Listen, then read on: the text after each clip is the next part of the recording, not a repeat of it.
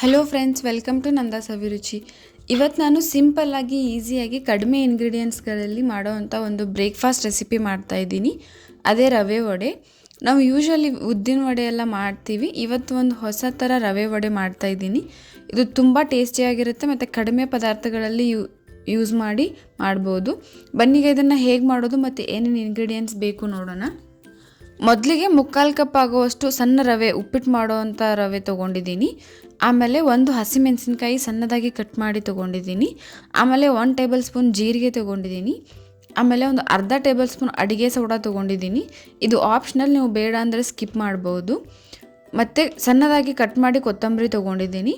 ಆಮೇಲೆ ರುಚಿಗೆ ತಕ್ಕಷ್ಟು ಉಪ್ಪು ತೊಗೊಂಡಿದ್ದೀನಿ. ಮತ್ತು ಮಾಡೋದಕ್ಕೆ 3/4 ಕಪ್ ರವೆಗೆ 1 ಕಪ್ ನೀರಾಗುವಷ್ಟು 1 ಕಪ್ ನೀರು ತೊಗೊಂಡಿದ್ದೀನಿ. ಬನ್ನಿ ಈಗ ಹೇಗೆ ಮಾಡೋದು ನೋಡೋಣ. ಮೊದಲಿಗೆ ಒಂದು ಪಾತ್ರೆಗೆ 1 ಕಪ್ ನೀರು ಹಾಕ್ಕೊಳ್ತಿದ್ದೀನಿ. ಅದಕ್ಕೆ ರುಚಿಗೆ ತಕ್ಕಷ್ಟು ಉಪ್ಪು ಹಾಕ್ಕೊಳ್ತಿದ್ದೀನಿ. ಇದನ್ನು ನೀರು ಕುದಿ ಬರೋವರೆಗೂ ಬಿಸಿ ಮಾಡ್ಕೋಬೇಕು. ಆಮೇಲೆ ಇದಕ್ಕೆ ಜೀರಿಗೆ ಹಾಕ್ಕೊಳ್ತಿದ್ದೀನಿ. ಆಮೇಲೆ ಹಸಿಮೆಣಸಿನ್ಕಾಯಿ ಹಾಕ್ಕೊಳ್ತಿದ್ದೀನಿ. ಆಮೇಲೆ ಕೊತ್ತಂಬರಿ ಹಾಕ್ಕೊಳ್ತಿದ್ದೀನಿ. ಸೋಡಾ ಈ ಸ್ಟೇಜಲ್ಲಿ ಹಾಕಬೇಕು. ಸೋಡಾ ಹಾಕೋ ವಿಡಿಯೋ ಸ್ಕಿಪ್ ಆಗಿದೆ, ಕ್ಷಮೆ ಇರಲಿ. ಆಮೇಲೆ ಇದನ್ನೆಲ್ಲ ಮಿಕ್ಸ್ ಮಾಡ್ಕೊಂಡು ಒಂದು 2 ನಿಮಿಷಗಳ ಕಾಲ ಕುದಿಯೋಕೆ ಬಿಟ್ಟು ಆಮೇಲೆ ಇದಕ್ಕೆ ರವೆ ಸೇರಿಸ್ಕೊಳ್ತಿದ್ದೀನಿ. ನೀವು ರವೆ ಸೇರಿಸೋವಾಗ ಕೈ ಬಿಡದೆ ತಿರುಗಿಸ್ಕೋಬೇಕು. ಸ್ವಲ್ಪನೇ ರವೆ ಹಾಕ್ಕೊಂಡು ಕೈ ಬಿಡದೆ ತಿರುಗಿಸಿ ಗಂಟು ಇರದೇ ಇರೋ ಥರ ಮಿಕ್ಸ್ ಮಾಡ್ಕೋಬೇಕು.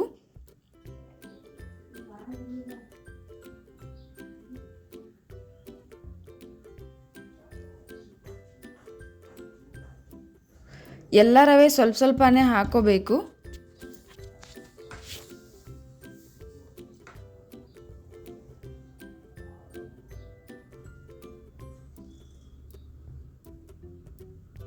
ಇದು ಎಲ್ಲ ರವೆ ಹಾಕಿದ್ಮೇಲೆ ಒಂದು 2 ನಿಮಿಷಗಳ ಕಾಲ ಕೈ ಬಿಡದೆ ತಿರುಗಿಸ್ಕೋಬೇಕು. ಆಮೇಲೆ ಅದನ್ನು ಬಿಸಿ ಇರೋವಾಗಲೇ ಒಂದು ಬೌಲ್ಗೆ ಟ್ರಾನ್ಸ್ಫರ್ ಮಾಡಿ ತಗೋಬೇಕು.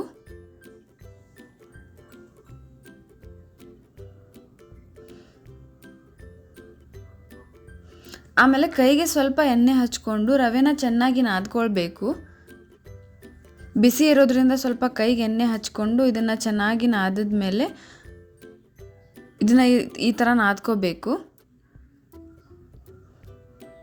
ಇದನ್ನು ಚೆನ್ನಾಗಿ ನಾದಿದ್ಮೇಲೆ ಸಣ್ಣ ಉಂಡೆ ಮಾಡಿಕೊಂಡು ನಡುವೆ ಈ ರೀತಿ ವಡ ಥರ ಮಾಡ್ಕೋಬೇಕು.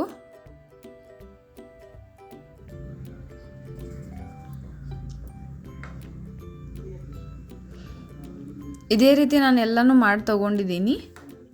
ಎಣ್ಣೆ ಬಿಸಿ ಮಾಡೋಕೆ ಇಟ್ಕೊಂಡು ಇದನ್ನು ಒಂದೊಂದೇ ಹಾಕ್ಕೊಂಡು ಇದನ್ನು ಬ್ರೌನ್ ಕಲರ್ ಬರೋವರೆಗೂ ಫ್ರೈ ಮಾಡ್ಕೋಬೇಕು. ಹಾಕಿದ ತಕ್ಷಣ ಒಮ್ಮೆಗೆಲ್ಲ ತಿರುಗಿಸ್ಬಿಡ್ಬೇಡಿ. ಒಂದು 2-3 ನಿಮಿಷ ಬಿಟ್ಟು ಆಮೇಲೆ ತಿರುಗಿಸಿ, ಅಂದರೆ ಕೆಳಗೆ ಅಂಟ್ಕೊಳ್ಳಲ್ಲ.